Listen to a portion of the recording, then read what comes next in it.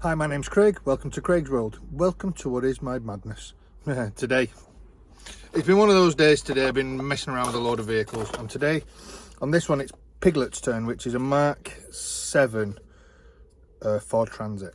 And the problem I'm having is when I put the key in, all my lights are going on and off on the dashboard. Sometimes I can drive with no dashboard lights. Give it a whack, all starts. But I think now the barrel has gone, because when you put the key in to turn it, you can hear it wiggles, you can hear it, and then all the lights come on and off. And I know the problem, so I've just ordered a new barrel. So that solves one issue. Now behind the barrel, you have this, and this is what starts the vehicle. So basically, when you break into a vehicle, you can just unclick that and turn that with a screwdriver and it'll start. Basically, but it does have its immobilizer with the original key, so that would have to be in. But I think this is gone and this is just there, so it's a dead simple procedure, this. So I'm going to set it up and I'm going to show you, but it can be a little bit fiddly. This not so much, but the clip that I've got to take out, which clicks into here, you can't damage that. So I'll show you, there's a little button, but you can't get to it. You just put a little screwdriver and push, it'll pop out. And then push these two little tangs in and this should come off. The barrel is a very simple bit. The barrel, because this is going to be its new key. What happens is, to get this off, once you take and you've got to be really careful with taking the like copper little coil off, which is the immobilizer. You got that little tiny button there, and what you got to do is, when that goes in, as you see that pulled out, when you click it to 1, if I can click it in, right, that then, as you can see there, pushes in. So you've got to put the old key in, slightly turn it, and then push that little button. But I'll show you where to locate all of that. Dead simple. I know it's throwing it down here today, but I've got to get this done. So I'm going to turn you around and we'll go from there. All right, I'm going to try and do this one-handed. So there is the part, as you can see, this is that part, and there's a little tiny button there you've got to press,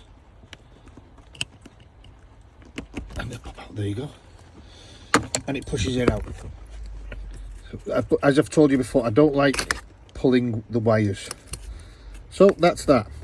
Now the tangs, there's one there, one on the other side, so you've just got to push them in together,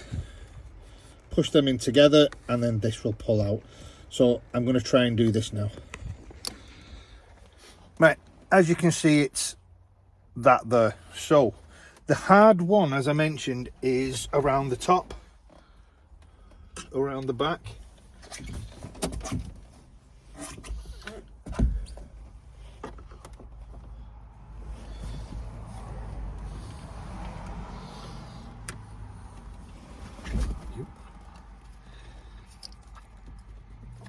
That's it, there you go.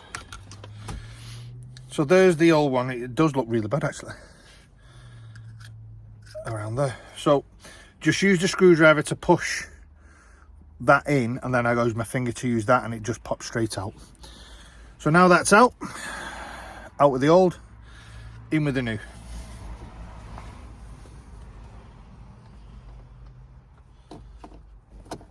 Just going to make sure we get it the right way around. That's it.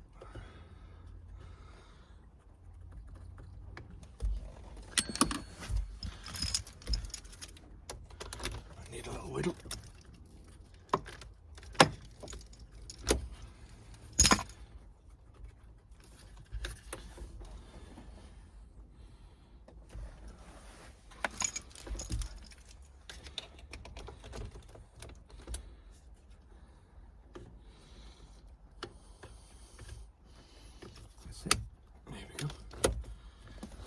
So you've got to put your original key in, it pushes it out so you can turn it to get it correctly in.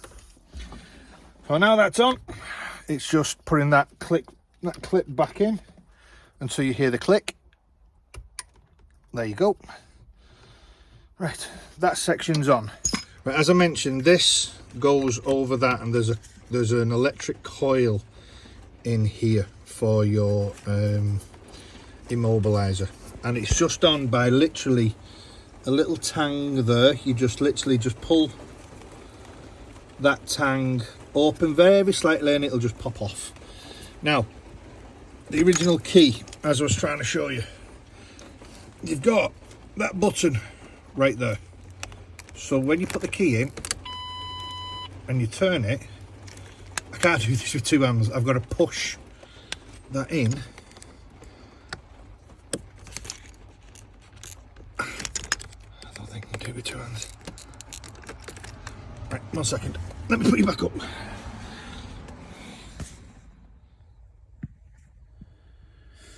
Right, okay, so we've now got that fitted. Now I want to try something before I do anything. I want to see if I have to change the barrel. I've put the little coil thing back over for the immobilizer, so that red light should stop blinking.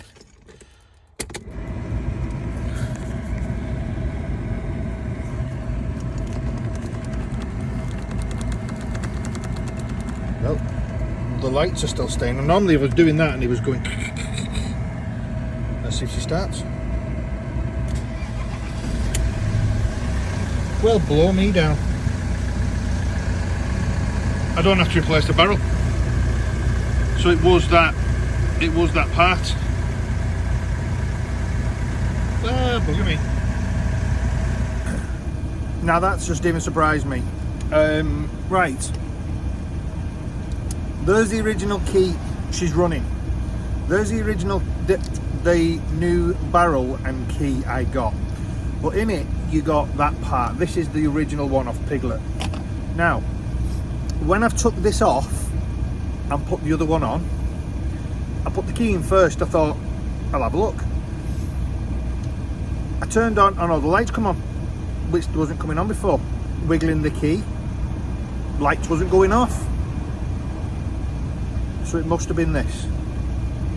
So I haven't replaced the new barrel and I haven't put the new keys on it yet, but that little fix, and I think that was only 12 quid. Turned Piglet, started first time. It even shocked me. That shocked me. So for a very simple part, now I know a lot of people, when it gets to that, they say, garages say it's the starter motor. It's not, it's that. And literally for, like I said, just over a tenner, 12 quid. And that was with the barrel as well. That was with the barrel. Because I was just looking in there, it's all ganky. Started up first time, so there's no point me changing the barrel, because I'd have to then try and get a key for the door, because the door and the barrel are the same. Barrel worked perfectly fine. So that's it, and that's a really easy fix, and that's how you can sort the problems that I was having, where it was cutting out. It would start and cut out, start and cut out.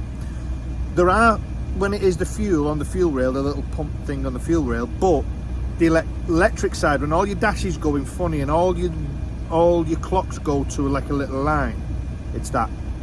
Even I've just learned that. Thank you for watching, stay safe, and I'll see you on the next one.